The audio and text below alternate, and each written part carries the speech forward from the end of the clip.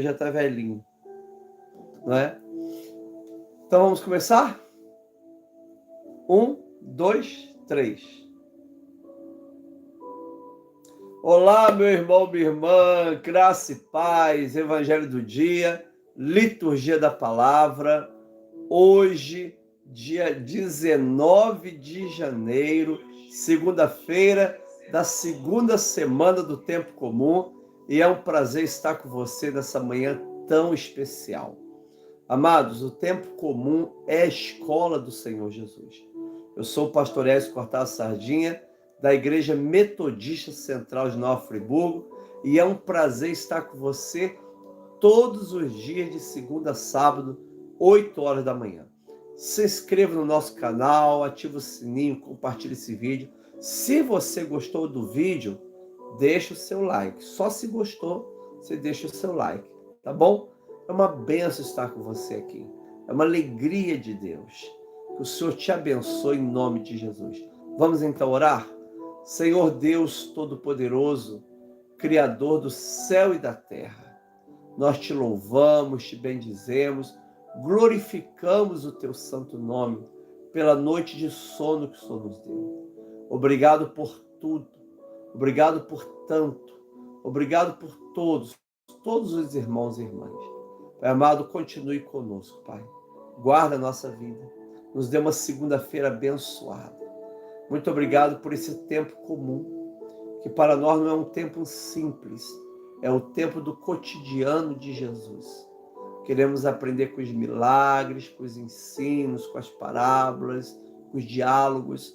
Queremos aprender contigo. Obrigado porque ontem foi o segundo domingo do tempo comum, na realidade o primeiro domingo desse tempo litúrgico. Continue conosco, Pai, nos guardando, protegendo e abençoando. Em nome de Jesus. Amém e graças a Deus. Que bênção, a paz do Senhor Jesus a todos vocês, irmãos e irmãs. Vocês estão me ouvindo bem? Verifica, Marisa, está me ouvindo bem, por favor, de novo. Que o Senhor te abençoe, em nome de Jesus. Que o Senhor te abençoe. Agora tá. Agora tá, o som tá lindo agora. Olha que maravilha. Quem está me ouvindo bem? Aí, estou ouvindo. O Isaac está me ouvindo. E o Isaac está longe, hein? Está lá em Contagem me ouvindo.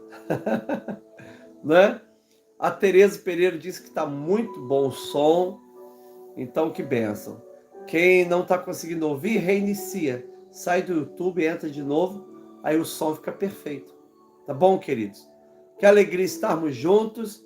É um prazer estar nesse evangelho do dia com todos vocês. A primeira pessoa a entrar foi Eni, está com a gente a Suzete, Elza Guadalupe, Solange Gouveia, Márcia Matos, o som está muito bom, que ela diz, Renata Rosalino, até a Dona Nini está ouvindo, o Delvecchio, Tânia Mário de Oliveira Queiroz, Tânia, a Armanda da igreja falou que você é Taninha, é prima dela de segundo grau. Aqui todo mundo é primo, não é, Marisa? Neia, a Neia então é prima da metade de Nova Friburgo. Lígia Soares, né, Neia? Claudinha, Deus abençoe no nome do Senhor Jesus, todos vocês.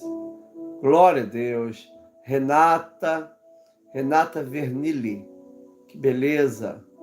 Muito bom estarmos juntos nessa manhã maravilhosa com todos vocês aqui, uma alegria, não é? Estar aqui nessa manhã abençoada pelo Senhor. Então vamos ler o Evangelho de hoje. O Evangelho de hoje é Marcos, capítulo, Flávia Leal, Dona Carolina, o capítulo, aliás, hoje quem faz aniversário é o Caio. Caio faz aniversário hoje. E sabe quem faz aniversário hoje, Marisa? O Miguel, filho da Irene, teu primo. Um abraço no Miguel, um abraço na tia Irene. Saudade de você, tia Irene. Daqui um dia a gente vai tomar café. Marcos 2, 18 ao 22. Diz assim: Ora, os discípulos de João e os fariseus estavam jejuando. Algumas pessoas foram perguntar a Jesus: por que os discípulos de João e os discípulos dos fariseus jejuam mas os seus discípulos não jejuam. Jesus respondeu: como podem os convidados para o casamento jejuar enquanto o noivo está com eles? Durante o tempo que o noivo estiver presente, não pode jejuar. No entanto, virão dias em que o noivo lhe será tirado, e então naquele dia eles vão jejuar. Ninguém costura um remendo de pano novo em roupa velha, porque o remendo novo tira um pedaço da roupa velha e o buraco fica ainda maior. Ninguém põe vinho novo em odres velhos, porque se fizer isso, o vinho romperá os odres e se perderão tudo.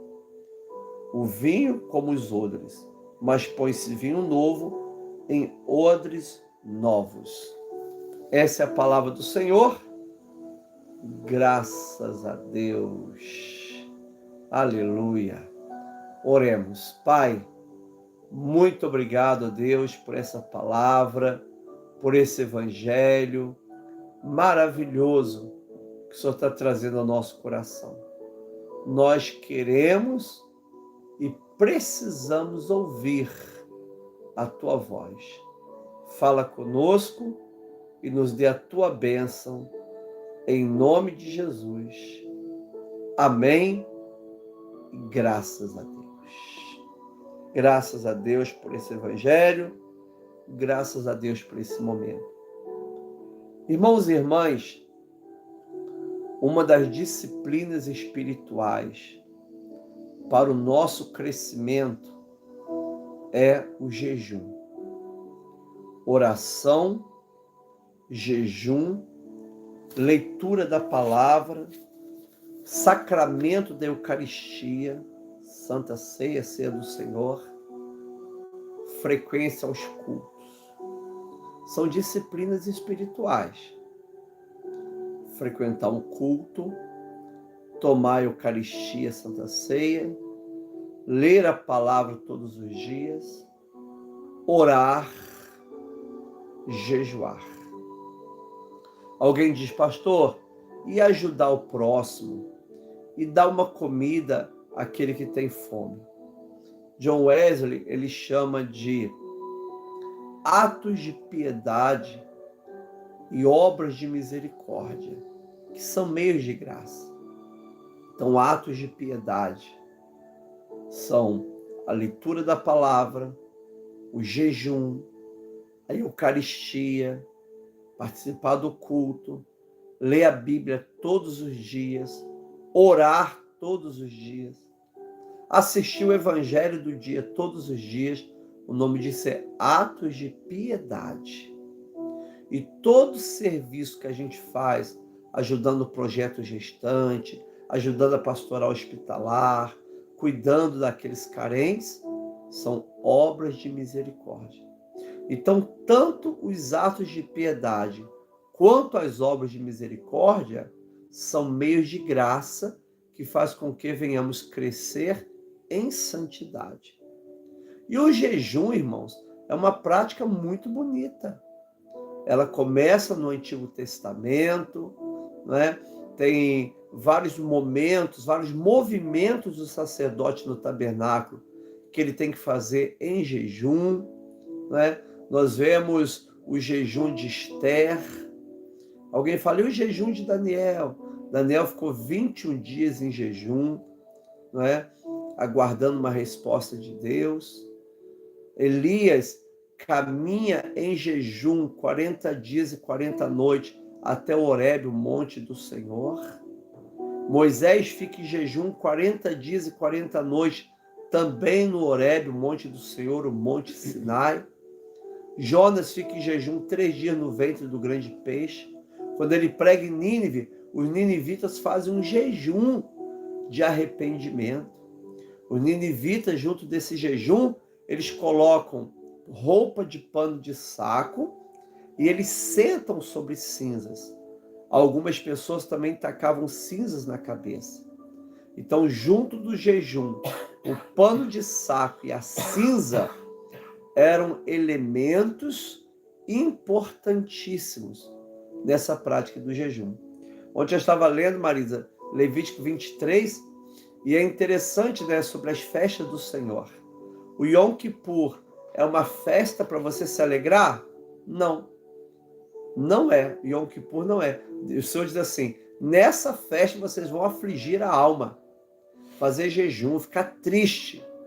É um dia para ficar triste, não é um dia para ficar feliz, fazer festa. Yom Kippur não.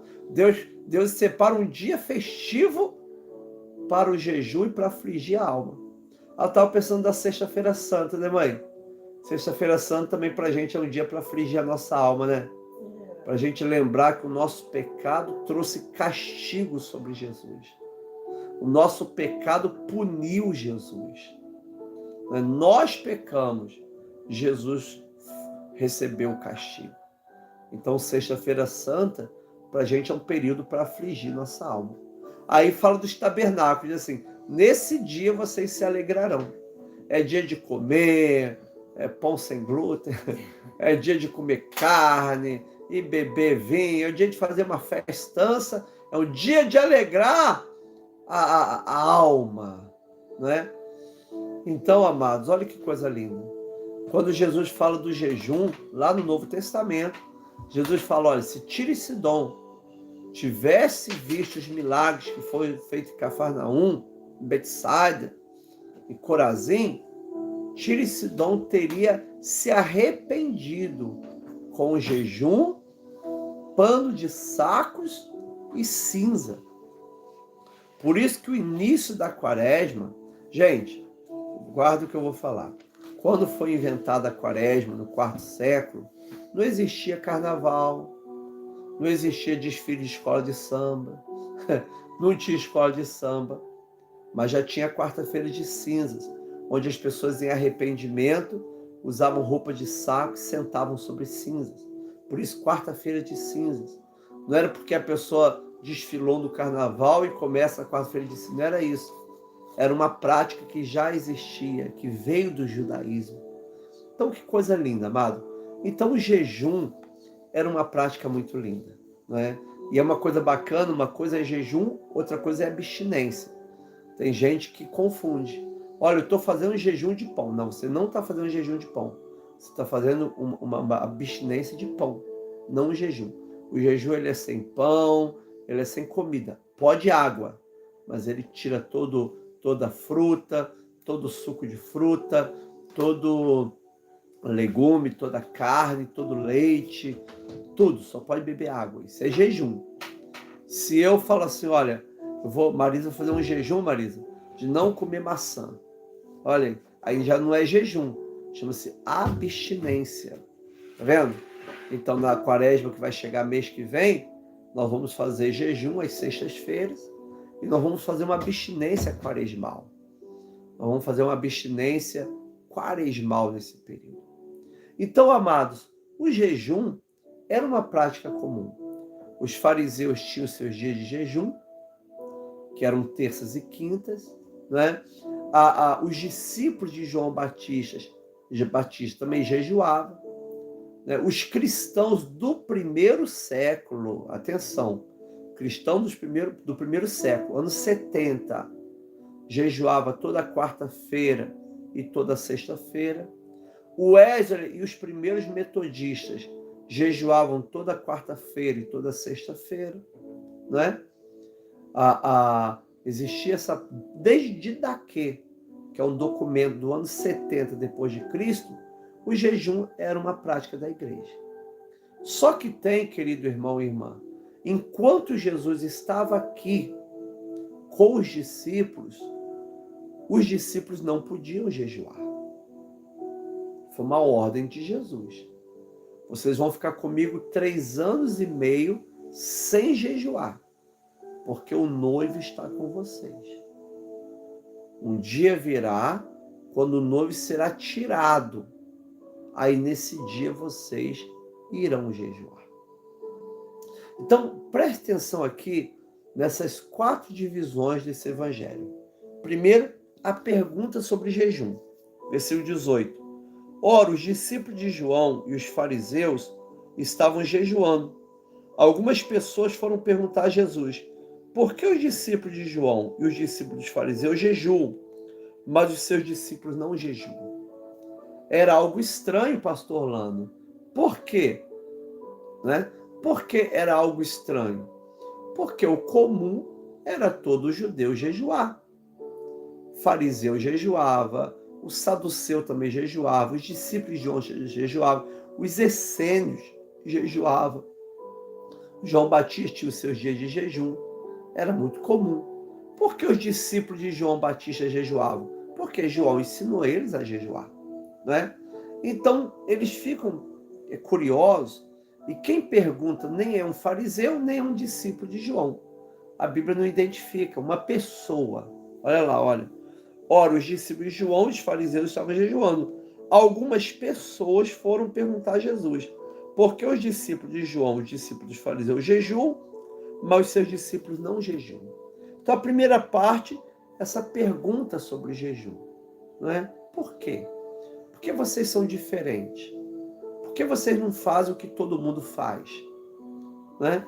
Vamos dizer assim, por que a congregação de vocês se comporta de maneira diferente? Por que vocês são assim? Né? As pessoas gostam de ficar imitando os outros. Vamos ver esse vídeo aqui para ver como é que aquele pastor está trabalhando, que eu vou trabalhar igual ele. Vamos ver aquele vídeo lá para ver como aquele obreiro está fazendo, a campanha que ele está fazendo, que eu vou fazer igual ele. As pessoas gostam de ficar imitando. Eu estava pensando, Marisa, o Marcos vai para o Egito, né? Segundo Eusébio de Cesareia, Paulo e Pedro vão também para Antioquia e depois vão para Roma, e os discípulos vão para vários lugares do mundo, e um fica perguntando, será como aquele lá está trabalhando, hein? Será que eu vou ver um vídeo de ver como que o outro está trabalhando? Graças a Deus isso não existia. Cada um ia fazendo aquilo que Deus mandava, e a obra de Deus é dessa forma. A obra de Deus, Frei Isaac, ela é uma obra ministerial múltipla. Então são multiforme, é a multiforme graça de Deus, mas também a multiforme ministério de Deus. Né? Então o Senhor levanta você no reino para trabalhar numa área do reino. Não dá para trabalhar em tudo. Não dá para trabalhar em tudo. Não queira ser o outro. Não queira fazer o que o outro faz. Exerça, funcione no corpo de Cristo dentro da funcionalidade que Deus te deu. Então continua sendo você mesmo, adorando a Deus dessa forma, desse coração aberto, né? Tem gente que gosta de gritar, continua gritando. Tem gente que gosta de levantar a mão, continua levantando a mão. Tem gente que gosta de ajoelhar, continua ajoelhando. Tem gente que gosta de ser mais sereno, seja mais sereno. Que coisa linda, né? Então nós louvamos a Deus por essa multiforme graça de Deus na vida da igreja, né, pastor Luiz? Isso é uma alegria, uma bênção do Senhor. Então, amados, essa pergunta é por quê? Porque os discípulos de Jesus, na sua prática em não jejuar, incomodou quem jejuava. Amado, não se incomode com a espiritualidade do outro. Né? É engraçado como as pessoas se incomodam com a minha espiritualidade. Eu não me incomodo porque as pessoas se incomodam. Eu já me incomodei muito, eu não me incomodo. E tem muitos anos que eu não me incomodo. Né? No domingo de Ramos, nós entramos juntos, né, na igreja em processional. Lá em Urupá eu fazia isso, em Vila Isabel a gente fazia o processional de Ramos, com o coral Henrique Soares, com toda a igreja. Aqui eu faço também, né? E eu lembro que um vídeo meu entrando na igreja com túnica, com ramo assim, e com estola vermelha, porque é o dia da paixão de Cristo, chama-se Domingo de Ramos da Paixão do Senhor, foi filmado e foi colocado no Instagram. E um grupo de pastores da região, da 7ª região, né, se reuniram para ver esse vídeo e zombar. Ele é o padre. E esse vídeo virou um meme para eles. Né? Eu fiquei feliz porque eu fui a alegria deles, irmão. Olha que bem. Né? E isso não me incomoda mais. Né? Eu lembro quando eu vou em algum evento, estou com outro pastor, Tem alguns pastores que chegam para me ofender e falam: ei, padre, isso não me incomoda mais, porque é minha espiritualidade, eu sou assim, né? Essa é a minha forma de cultuar a Deus, de adorar a Deus, me sinto bem assim. E ninguém precisa me imitar, cada um vai seguir da forma que o Senhor o revelar. O Pedro não pode ser Paulo, Paulo não pode ser André, André não pode ser Marcos, Marcos pode ser Mateus. Nós temos que seguir o ministério que Deus nos deu e vamos para frente, né? Vamos caminhar, glória a Deus, naquilo que o Senhor tem feito. Então, amado irmão e irmã, eles ficaram incomodados. Ué, mas não é possível. A gente está jejuando, eles não jejuam. No dia de jejum, que era terça e quinta, eles iam atrás dos discípulos de jejum para ver eles comerem. Olha lá, estão comendo milho. Como pode uma coisa dessa? Né? Então, uma espiritualidade que incomoda a espiritualidade dos outros. Não deveria ser assim. Os fariseus deveriam continuar jejuando.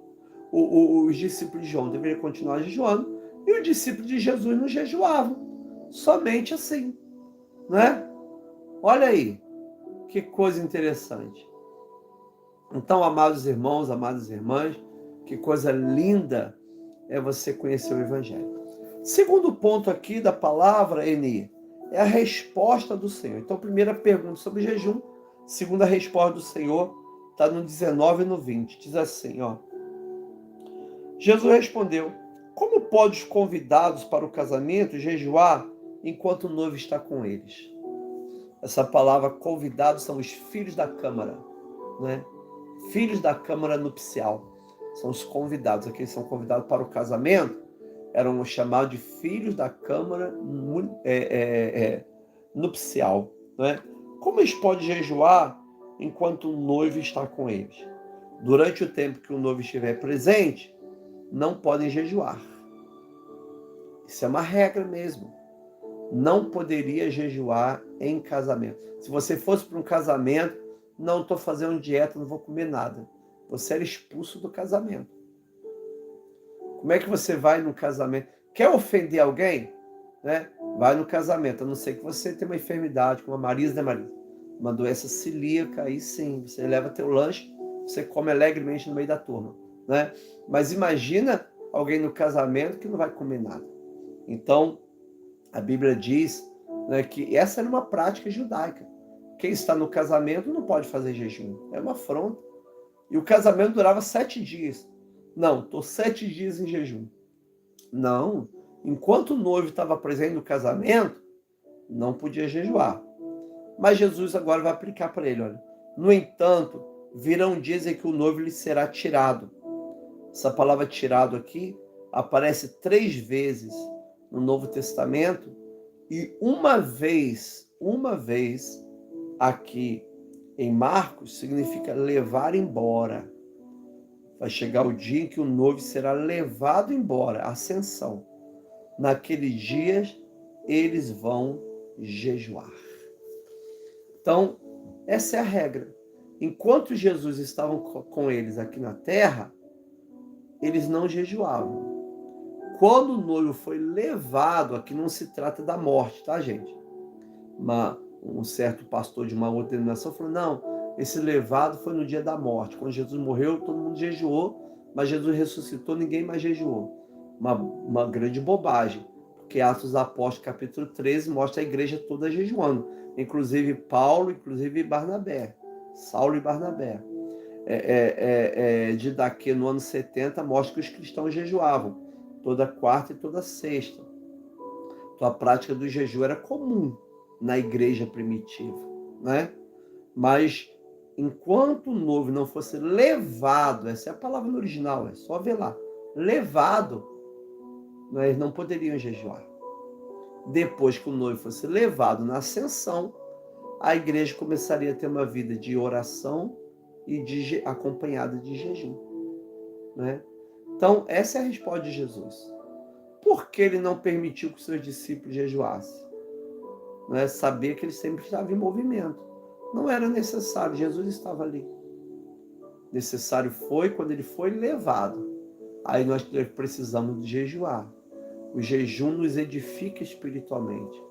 O jejum muda a nossa vida. O jejum transforma a nossa espiritualidade.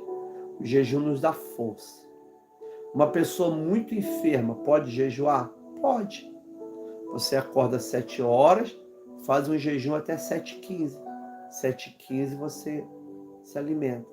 15 minutos de jejum, não é? O enfermo pode jejuar, sim. Ah, pastor, eu tenho uma saúde boa, vou jejuar até o almoço. Olha, eu tenho uma saúde muito boa, vou jejuar até 6 horas da tarde. Não há nenhum problema nisso.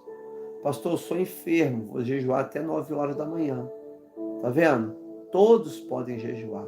Eu sou muito enfermo, então jejua 15 minutos. Ninguém vai morrer se ficar 15 minutos sem tomar café, né? Olha, assiste o Evangelho do Dia em jejum.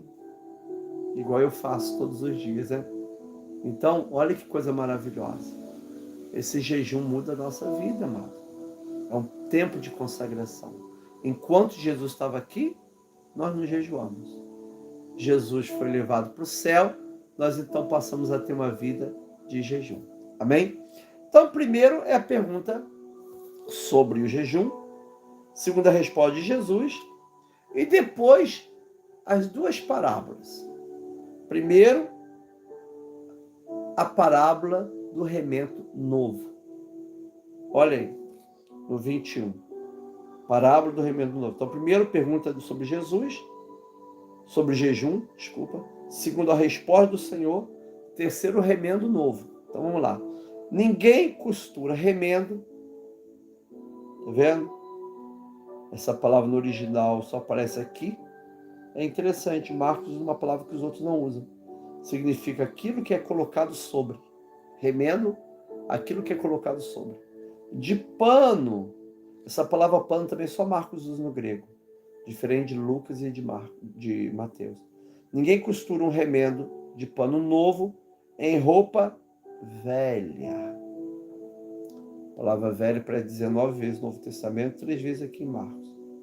Porque o remendo novo tira um pedaço da roupa velha. E o buraco significa a divisão, o rasgo.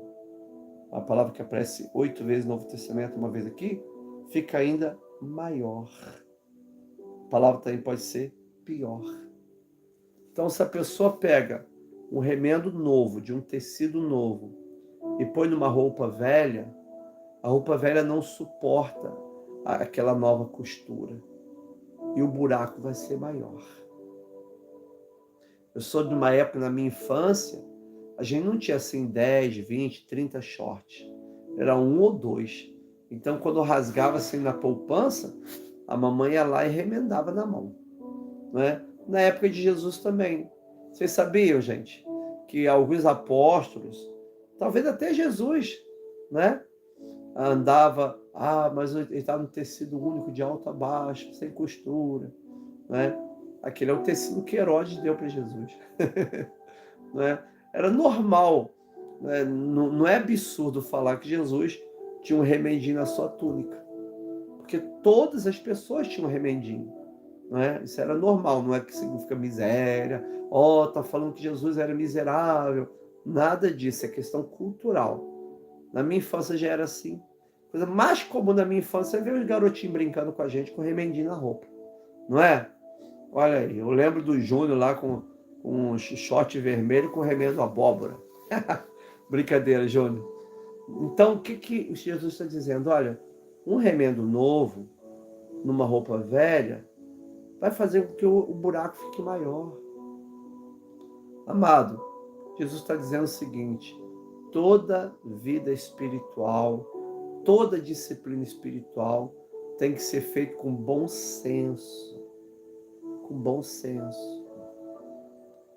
Tem gente que, vamos fazer uma campanha tal, mas sem nenhum bom senso. Não, vou fazer aí um jejum de 40 dias. Não é bom senso fazer isso. Não é só se a pessoa tiver uma direção muito de Deus. Porque quando a gente faz qualquer prática sem bom senso, a gente acaba se prejudicando. Não é? Então a gente tem que ter uma vida espiritual, com prática espiritual, com bom senso.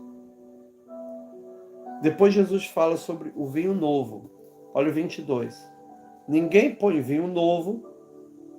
Essa palavra no grego é neos. Aparece 23 vezes no Novo Testamento, 2 vezes aqui. É novo, fresco, vinho fresco. Em odres velhos.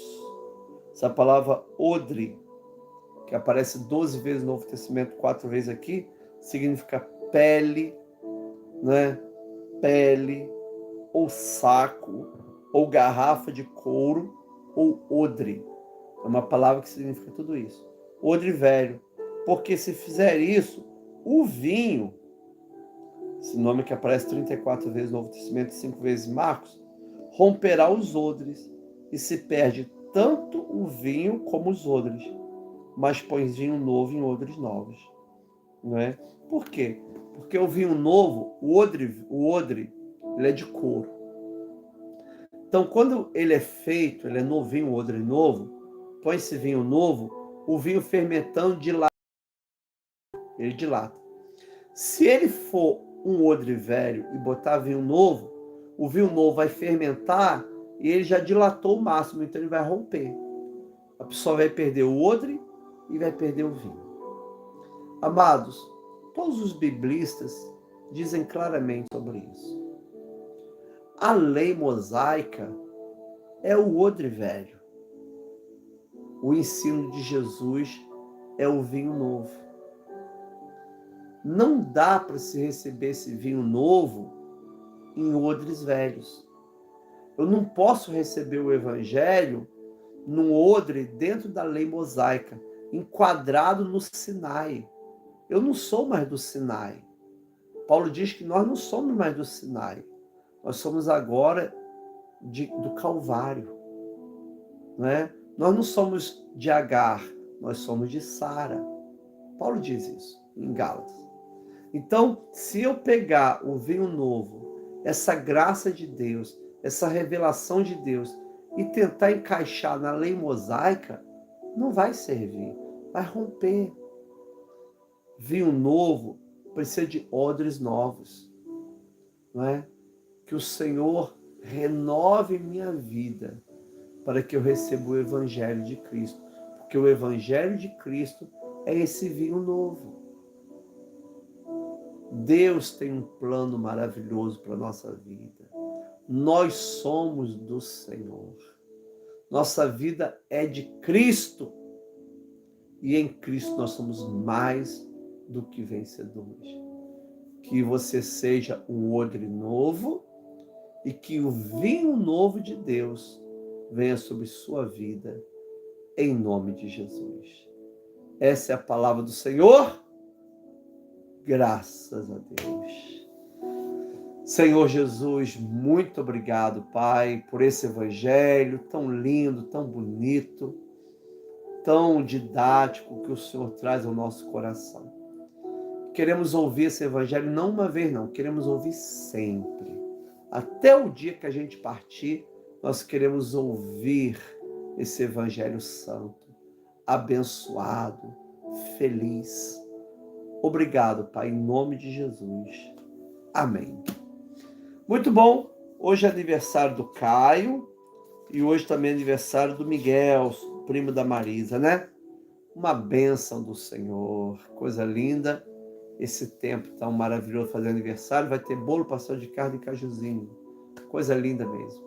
Querido irmão e irmã, vamos então orar pela nossa família. Vamos orar a Deus por todos os enfermos. Vamos orar a Deus pelo suprimento financeiro nesse mês de janeiro. Vamos orar pela igreja e pelo mundo que sofre.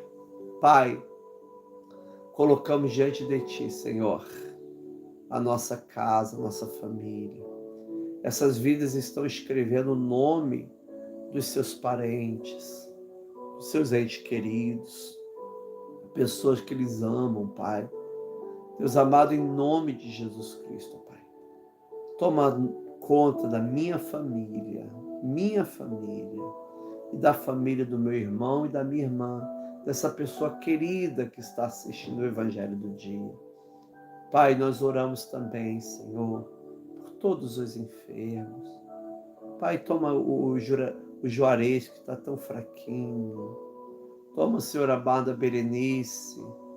Toma, Senhor amado, o tratamento da Luzia Lima Silva. Deus, toma nas tuas mãos, Senhor amado, cada irmão e cada irmã. Meu Deus, em nome de Jesus Cristo, Pai, eu peço a tua bênção, Senhor, a tua graça misericordiosa sobre a vida de cada irmão e irmã. Meu Deus, em nome de Jesus Cristo, Pai. Senhor Deus maravilhoso, toma Diná, toma Maria Estela, toma o Branco, toma a Irani Guadalupe, toma, Senhor amado, o Evaldo Pogian, toma Eni, toma Elonédia, Tereza. Nós temos orado pela cura do Diogo, orado, ó Deus, pelo Gabriel, neto da tua filha Jane. Toma todos os enfermos, Senhor, da casa da Neuza Alves, da Eni Magalhães, do Frei Isaac. Pai amado, entra com a tua providência. Pai amado, a mesma coisa, Senhor, abençoa nossa vida financeira. O teu filho Isaac precisa de uma causa que está na justiça, que o Senhor julgue a causa do teu filho e entre com justiça. Abençoa o estudo do Estevão para essa prova que ele fará. Abençoa a Lídia, que mês que vem tem uma resposta com relação ao seu projeto. Deus, abençoa, Senhor, nossa vida financeira, profissional, o sucesso profissional dos nossos filhos. Senhor amado, toma também a tua igreja, Pai. Tua igreja que é santa, lavada e remida no sangue de Jesus. Toma a tua igreja nas tuas mãos. Toma também, Pai amado, esse mundo que tanto sofre. Pai, esse caos que tem acontecido no mundo, no Brasil. Meu Deus, a nossa sociedade vive um caos. Todos os setores, Pai, precisam de Ti. Por isso nós oramos, ó Pai. A oração só nos ensinou dizendo: Pai nosso que estás nos céus, santificado seja o teu nome. Venha o teu reino, seja feita a tua vontade, assim na terra como no céu. Pão nosso de cada dia nos dá hoje. Perdoe as nossas dívidas, assim como nós perdoamos nossos devedores. Não nos deixe cair em tentação, mas livra-nos do mal. Porque teu reino, o poder e a glória para sempre. Amém. Que a graça do Senhor Jesus, o amor de Deus Pai e a comunhão do Espírito Santo seja com cada um de nós, agora e para sempre. Amém. Com Jesus é só vitória. Maranata, ora vem, Senhor Jesus. O meu Pai é maior do que tudo. Tudo posso naquele que me fortalece. Um beijo. A paz do Senhor. Obrigado, Senhor, por tudo, por tanto e por todos.